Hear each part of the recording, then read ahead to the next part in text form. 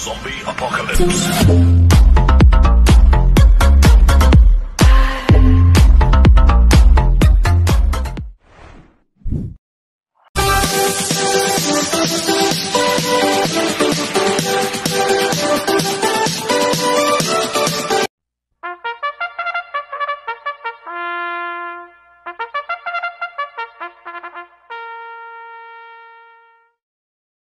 Magandang araw po mga bayang karerista. Ngayon po ay araw ng linggo, August 11, 2024. Karera po ng Metro Turf, Malbar, Batangas. Meron po tayong 7 karera sa araw na ito. Nandito naman po yung lingkod, Drunken Master Wangbu, a.k.a. Elo Atubudoy, para magbigay ng giya at analysis sa inyo mga bayang karerista. Mga bayang karerista, start po ng karera natin 2 p.m. At bago po ako magsimula magbigay ng giya at analysis, huwag pong kalimutan subscribe, like, and share YouTube channel ko po. Siyempre, huwag din mong kalimutan i-click yung notification bell ko para updated po kayo sa mga bagong video ko. Kaya mag-start po ako sa pagbibigay ng giya at analysis. Race 1, winner take all, covers races 1 to 7. May 8 kabayong tatakbo, 3-year-old maiden race sa distance 1,400 meters. First choice ko po dito, couple entry numero 2, side by side, na sasakyan ni Aaron Madonna, 2A, Star of the Show, na sasakyan ni Charles Reyes. Itong si Star of the Show, siya po yung mayroong best time dito na 1.29 sa distance 1,400 meters.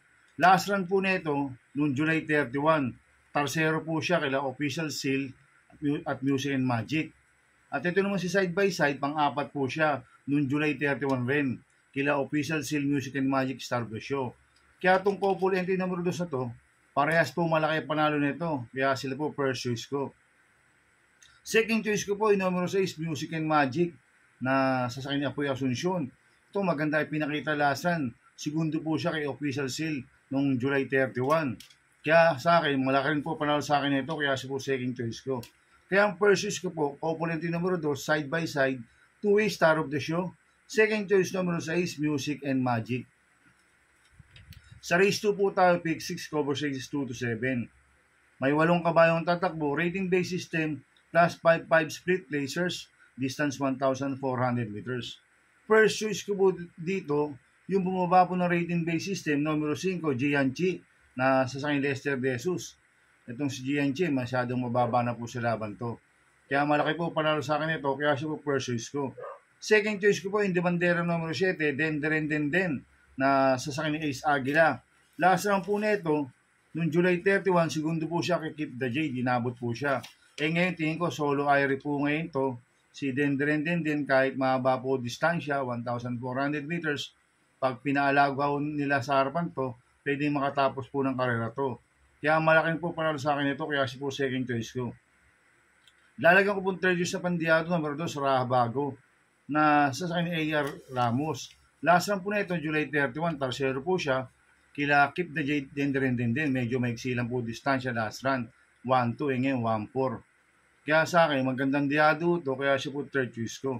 Kaya ang first choice ko, number 5, Gianchi, second choice, number 7, Den, third choice sa pandiado, number 2, Raha Bago. Sa race 3 po tayo, pick 5, cover race 3 to 7. May 7 kabayong tatakbo, rating-based system, class 3 and 4, 34 to 39, 42 to 46, merge distance 1,400 meters. First choice ko po dito, number 2, Yuro Cligdon, na sasakyan ni GL Shego Jr. Last run po nito, noong July 13, segundo po siya kay Redimir. Si Yuro Cligdon, same rider, GL Shego Jr. Kaya malaki po panalo sa akin ito, kaya siya po first choice ko. Second choice ko po, number 7, Batang Cabrera, na sasakyan ni Apoy Asuncion.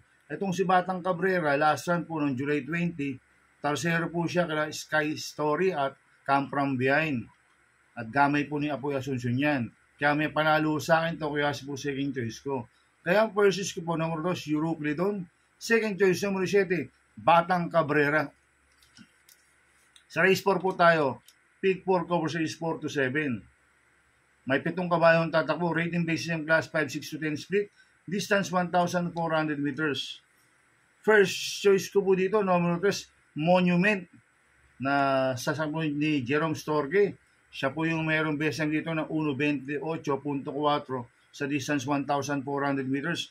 Last run po nito, July 21, pang-5 po siya kala potential. Kaya malaki po panalo sa akin ito, kaya siya po first choice ko.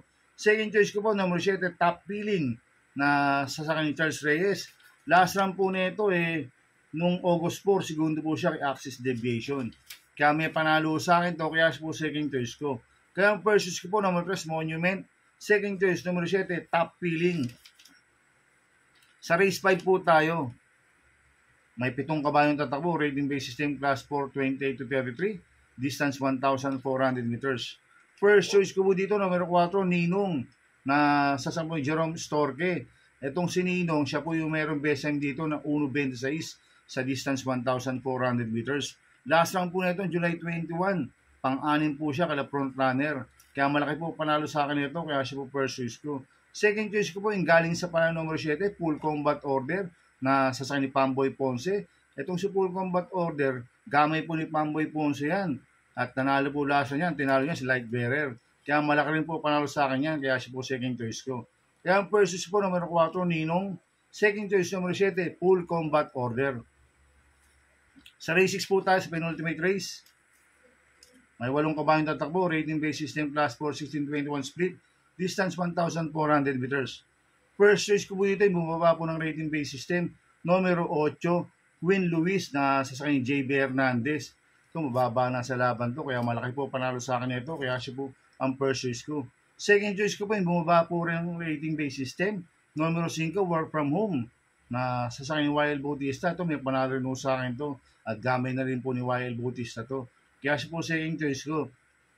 Lalagaw po third choice sa pandiado, numero 3, Gold Digger na sasakyan dyan Alvin Guse. Ito, bigyan lang po ng importansya ng connection. Magandang diado ito. Kaya siya po third choice ko. Kaya ang first choice ko po, numero 8, Queen Luis. Second choice, numero 5, Work From Home. Third choice sa pandiado, numero 3, Gold Digger. Sa race 7 po tayo sa last race. May 10 kabayong tatakbo. Rating base system class 5, 11 to 15 split, distance 1,400 meters. First choice ko po dito ay napupuntong numero 7, Lemon Bell na sasakyan Jericho Serrano. Ito, nanalo po lasan yan. Medyo maganda panalo. OP Cortez po ang nagpanalo lasan. At gamay po ni JG Serrano to. At nakaka-anim na sunod na panalo na po to si Lemon Bell. Kaya malaki po panalo sa akin ito. Kaya siya po first choice ko. Second choice ko po, Copulenti number 3, Heroes del 96 na nasa ni Mart Alvarez. 3A, Heroes of Caloocan na nasa ni C. Penson. Itong si Heroes del 96, gamay po ni Mart Alvarez yan. Kaya sa akin, malaki rin po panalo sa akin ito. Kaya sila po second choice ko. Kaya ang first choice po, number 7, Lemon Bell. Second choice ko, Copulenti number 3, Heroes del 96, 3A, Heroes of Caloocan. Good luck in happy racing mga bayang karista. Inuulit ko ito, igabay ko lang at analysis ko. Pero pagdating sa tayan, kayo pa din na masusunod. Sana iswertihin tayo ngayon at magsitama. Kaya good luck po sa ating lahat mga bayang karista. Happy racing po sa mga boss ko. Boss Manuel Chua, Boss Jack Ompok, Boss Jing Garcia and Double Rock. At happy racing po sa mga taga-Pingping Boys. Sana iswertihin tayo at magsitama. Kaya mga bayang karista, please subscribe my YouTube channel at Tubudoy 2.0 at sana lagi niyo pong panoorin ads ko. Huwag niyo pong skip. Kaya maraming salamat po sa inyo. And God bless.